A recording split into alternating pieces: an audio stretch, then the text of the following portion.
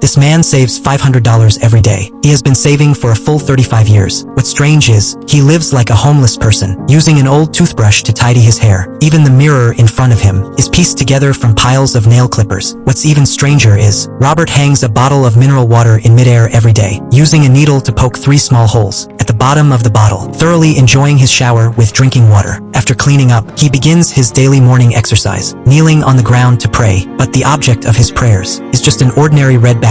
Robert's expression is solemn, showing great sincerity toward the backpack. If the backpack didn't refresh once every day, Robert wouldn't have survived until now. After some time, the man finishes his prayers, cradles the backpack in his arms with both hands, opens the zipper, takes out a box of juice, stacks it neatly against the wall, then takes out dollar bills, casually placing them on the pile of cash. Finally, Robert sorts the backpack and its remaining contents into categories, only then ending his day's work, eating an apple while reading. However, in stark contrast to this old man, he has completely given up hope. Trapped in a stairwell for 35 years, he lives in a daze every day. Not only does he never exercise, he can't even be bothered with personal hygiene. Apart from eating and sleeping, he has long lost all other life skills. The stairwell where the old man stays is piled with garbage. The smell is nauseating compared to the man's clean and tidy area. They are completely different worlds, but he doesn't care about this environment at all. After all, everything in the stairwell refreshes once every day. No matter how much he squanders and wastes, can never be exhausted. Just from appearances, no one would believe